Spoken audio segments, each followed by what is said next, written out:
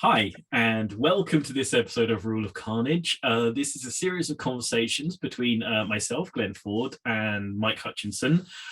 We are a couple of games designers, and we like to talk about designing miniatures games, which is what we're going to do now, as we have been doing for a prolonged period of time at this point. I've even lost count of the episode numbers, but that's because our episode numbering scheme is baffling, and no one will make us change it. It is obtuse and arcane, and that's why I enjoy it, as with many things. So one of the obtuse arcane things that I enjoy is Hobgoblin, a massed fantasy battle game that Mike and that was a savage transfer. I thought that was as smooth as silk, and I am proud. Yeah, it was excellent. Good podcasting. Well done. All you will not undermine my pride in what just happened. So one of the things about Hobgoblin that is super interesting, and also is creating a few crunchy, chewy little design issues, but I think is absolutely super worth the fight. I mean, let's be honest, like much hand wringing and sometimes tears from me. Often the thing that is most worth fighting for is the thing that you end up spitting blood over, and this is one of the things about Hobgoblin that I particularly love, and I'll attack you with a half brick and a sock if you choose to remove it. Is that even though literally last weekend I was like sitting in front of moving units of little blocks of infantry around going, it's falling apart in front of my eyes, it doesn't work.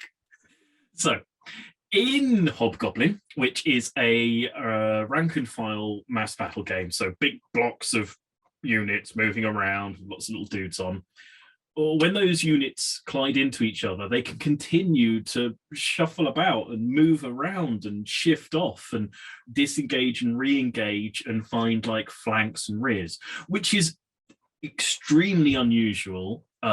It's based on that old David Attenborough video of like early life forms consuming each other in pond water. That's what I was going for. So it's super unusual for a block unit rank and flank game. It's not hyper usual in like even skirmish games, because we were sort of having a little conversation about this before recording, and you were saying, okay, well, in relating this to skirmish games, in like individual individual actor games, let's say, rather than squad games, you can't, you can much more disengage and re-engage, but at the same time it's unusual even in squad games and things like that to be able to move around completely freely when you are engaged. There are lots of conditions and controls on it, and in a rank and flank game, it's there tends towards a trope where once you have engaged in combat, like the cinema of the mind is that those two units are standing next to each other, but at this point they're all like entangled together and sort of knotted together in a combat, and the basic like force projection on the battlefield's not going to change at that point. Like these two are going to fight it out, one of them's going to melt away, and then we'll be left with something. Yeah, and this is one of the funny things where we're repeatedly told in rule sets that, like, well, the reason you can't fire into a combat, for example, is that although the units seem to be just sat there like that, it's a swirling melee and they're moving back and forth with each other. And like, they might completely pass through each other and come out the other side and then go back again. It's like, well, why do we never see that? Infiltration within, block unit games is very rare, even between like friendly units. It's almost unheard of in relation to combatants, although in reality it does happen that units fight through each other and go off without having destroyed each other, and reform, and various things happen, whether a unit is disordered by the time they've fought their way out through the other unit and then gone forth but it does happen. It's not alien. It's certainly true that units that are locked in combat in one position end up sort of swinging around each other and re-engaging. So yeah, I mean, they even do it in rugby scrums, like that sort of like tussling of two of two groups of people seems to me a very erratic and mobile thing. So it is super rare to see it. And it is a lot of fun to go, okay, well, you can continue making tactical decisions as the combat is going on. So it seems like the obvious question is, why is it as rare as it is? Why isn't it in more games? The fact that Mike turns out we found out. The fact that Mike previously referred to sobbing at a tabletop and saying, "Oh my god, it's all falling apart in front of my eyes," might allude to the fact that possibly there have been discoveries about why it is such a rarely seen thing and why it doesn't turn up more often. So, I think particularly what's interesting in Hobgoblin is that Hobgoblin is a phased. I'm going to say it's like a phased I go, you go system. Yep. That's that. So I do all of my movement. You do all. Actually, it's I do all of my magic. You do all of your magic. I do all of my shooting. You do all of your shooting. I do all of my movement. You do all of your movement. So one of the things that happens when you are allowed to move freely whilst engaged in combat, and you do all of your movement and then I do all of my movement, is that you charge me and then I go, oh, lovely, flank. Which is horrible because it means first player never wants to charge because it's just going, you're going to have my flank, thank you very much. Also, units with a lot of movement that are clearly in front of the other guy, and the other guy's like, well, it's okay, I can take them in the front, I'm quite settled, I'm okay with this, then like slip like ninjas around into your flank and rear, and it can be a bit of a shocker. And there's questions about which of these things need fixing. There's questions about which of these things need flagging up to players and going, yep, it's intentional, it's fun, have fun with it rather than being afraid of it. Why specifically, Mike, if you can crystallize it into one painful experience, were you distressed about this part of the game most recently? I know you've been distressed more than once by it, but so I mean the succinct answer is units that are suddenly engaged in combat then becoming disengaged in a way that's dissatisfying. So like somebody getting a big charge and then going backwards is actually okay, because that's like a flee reaction. As long as there's some punishment to that, like you can sort of imagine that. But if they do that and then somehow get an advantage because they've done some trickery, some shenanigans, and what you end up with is an unexciting aesthetic look and an obnoxious advantage to the person that did the thing, that's where the tears start to fall. And so I think one of the things that's worth saying about this sort of moving around in combat thing, there are two things that are why I've pushed in this direction, like instinctually, and then there's some reasons why I've since stuck to it. One of them is that I sort of came at this design from a skirmish game perspective, and I sort of unknowingly, but I sort of treated these blocks of infantry as if I just had 8 squares on the table, and each of those squares was one of my skirmish miniatures, and I wanted an interesting movement system that described the way they moved around. But broadly I was like, well, yeah, once they touch, they're fighting. Like they're just bases. Like once the 2 squares touch, the squares are fighting each other, blah blah blah. And the other is that I increasingly can't avoid the realization that I'm deeply interested in inertia and like things that move like vehicles.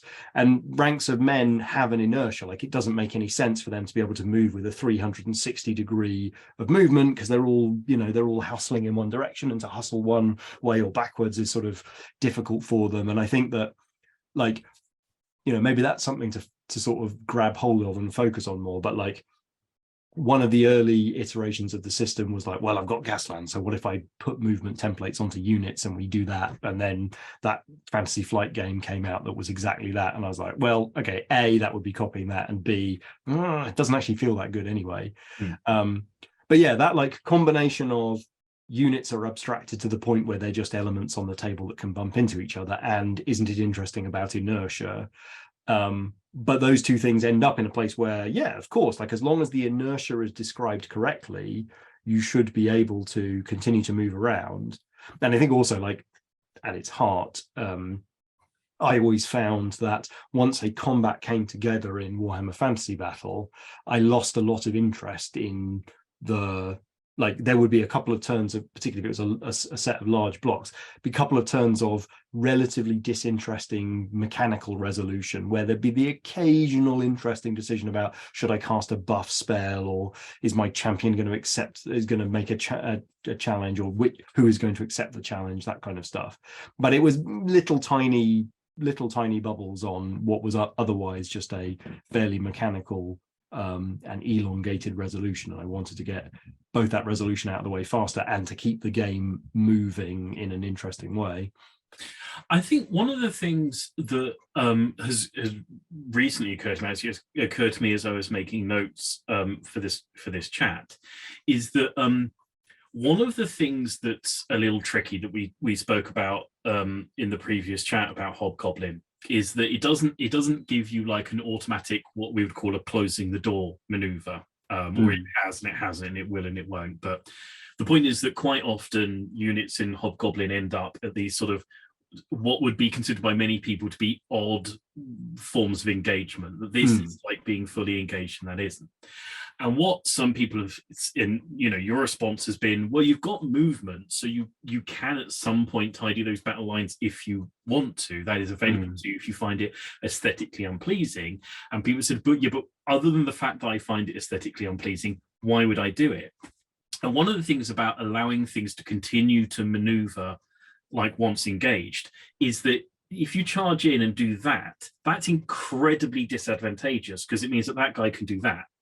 Whereas if you charge in like that, he can't, because he won't have enough movement to shuffle around and then wheel around to actually get into you. And in many ways, it's one of these things where it's like, if you go super crunchy and you detail every single thing that can happen in your game, then a lot of the things that will happen in your game, will reflect reality, or should reflect reality, because people will operate it in the way they would operate reality, because that's what's reflecting. On the other hand, if you abstract everything to the same degree and in the same place and in the same way, a lot of the time those problems will solve each other in a sort of, it's like having a free market economy that works in theory better if you remove all of the controls. It's just that the world might set on fire for a little while prior to it starting to work.